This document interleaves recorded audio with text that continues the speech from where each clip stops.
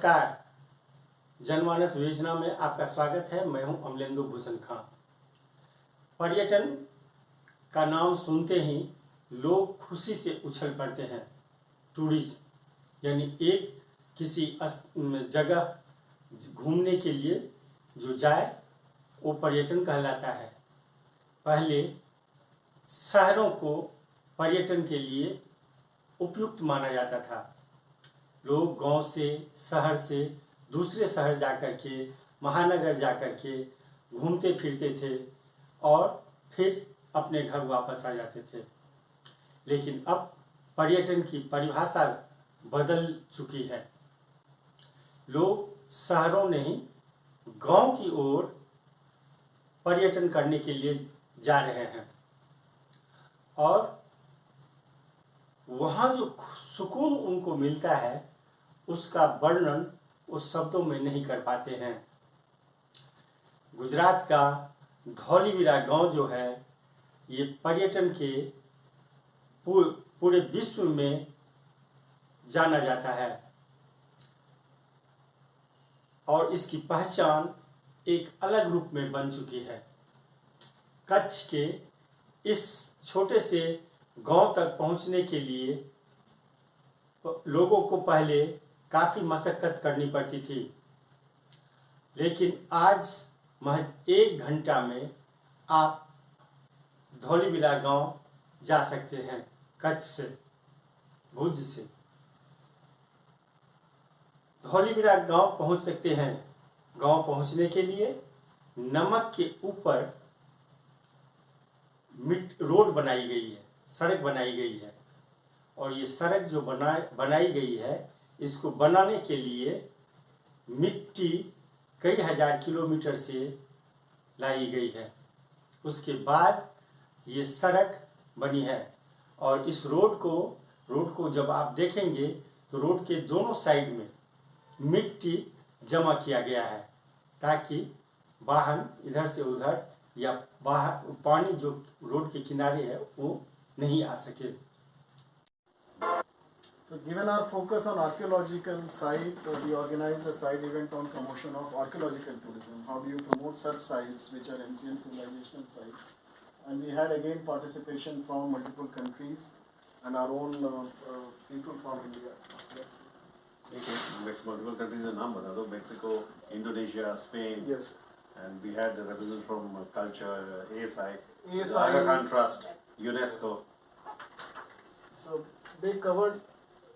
We have the next slide, please.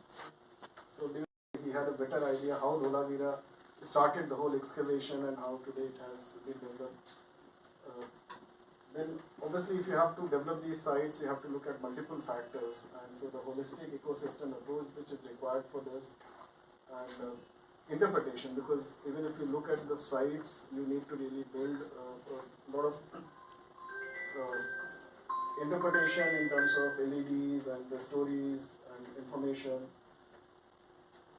and how do we share the expertise across other such sites, at the regional level, national and international level, and the generation which is living here. So he has seen it all when there was no road, nothing to this tent city, and initial small number of tents, and today they have a facility for a very large number.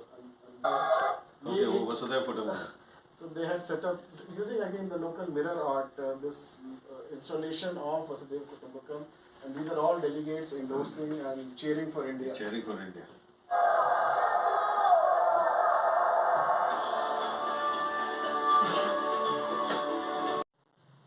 Kutch से धौलीवीरा गांव की दूरी जो है वो 87 kilometre है, 87 kilometre है। लेकिन इस दूरी को महज 1 घंटा में ही तय कर दिया जाता है। कहीं कोई ट्रैफिक नहीं, कहीं कोई रुकावट नहीं, फर्राटे से गाड़ियां दौड़ती है और गांव तक पहुंच जाती है। पर्यटकों को धौलीवीरा गांव में काफ़ी सुकून मिलता है। पर्यटक ग्रामीणों के साथ उनके घरों में रहते हैं, मेहमानबाजी करते हैं और पूरा आनंद उठाते हैं। पर्यटन मंत्रालय के सचिव अरविंद सिंह बताते हैं, विदेशी पर्यटकों का यह गांव आकर्षण का केंद्र बन चुका है। स्थानीय लोग कला और मोटे अनाज का सेवन कर G20 विदेशी मेहमान मुरीद हो गए हैं। Was that all the countries broadly supported India's 5 priorities, and of course the prioritization of the 5 priorities was different. For instance, digitalization was important for some country, SMEs were important for some another country, skilling of youth was important for another country. So, but broadly there was a consensus that the priorities set by India are in the right direction, and all the countries decided to, support and move in that direction and share their practices and how they envision the future of these priorities to be. Within that, as I said, inter-se priorities would change within the country. So that was the one very encouraging aspect. The other constructive bit that we did was a very good information sharing, which was and sharing of best practices in the side events on rural tourism, where we saw participation from international organizations, from G20 countries, invited countries. And we also saw practitioners from India and some representatives from state governments, some representatives from the private sector. So that there was very good, sharing of best practices, which gave all the participants ideas about how to develop this aspect of rural tourism further in their geographies wherever they are working. The other very good side event, which was after the visit to Dholavira, which has been declared as a UNESCO World Heritage Site, was on how to encourage or take archaeological tourism forward. And in that, very good spin-off or fallout of the meeting was the construction of the road from Dhordo to Dholavira, which will give an economic boost to the region and encourage more tourism into the area, because now there is a proper circuit that is ready. Already Gujarat Tourism is planning to set up a tent city near Dholavira, from where you can see the UNESCO World Heritage Site. So these are, rural tourism को आप बात कर रहे हैं, तो इसमें ये कहाँ किन किन राज्यों में और कौन से गांव लिए हैं आपने?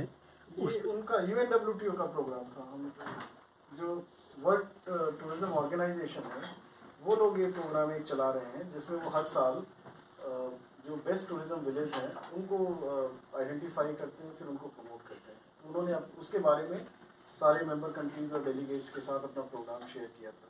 तो इंडिया में कितने हैं? इंडिया में उन्होंने जैसे अभी नागालैंड का हमारा विलेज है, वो उसमें इंक्लूड किया हुआ है। उससे पहले साल में पोचमपल्ली हमारा जो है वो उसमें टूरिज्म विलेज में बेस्ट टूरिज्म विलेज में आया था।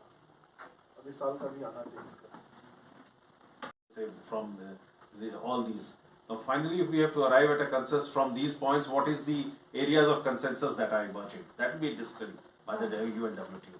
And so, suppose within we say green tourism, how do we take it forward? What are the action plan and things like that? So those will be worked out. Sir, ये थोड़ा सा नागालैंड का elaborate करेंगे, जो green जो गाँव है। ये इको टूरिज्म के तौर पे उन्होंने पूरा कम्युनिटी ने टूरिज्म के लिए जो कुछ चाहिए अपने विलेज में, वो प्रोडक्ट्स, वो कल्चरल एक्सपीरियंस डेवलप किया है। कम्युनिटी मिलके उसको चलाती है। होम स्टेज भी उन्होंने डेवलप किए हैं और एक सक्सेसफुल मॉडल है। ये 25-30 किलोमीटर है कोहिमा से दूर। कौन सा गांव? खोनोमा, उसका नाम है खोनोमा। उसके प्रतिनिधि भी जो गांव के जो प्रतिनिधि वो भी आए थे, उन्होंने भी अपना जो अनुभव है वहाँ सब डेलीगेट्स को बताया।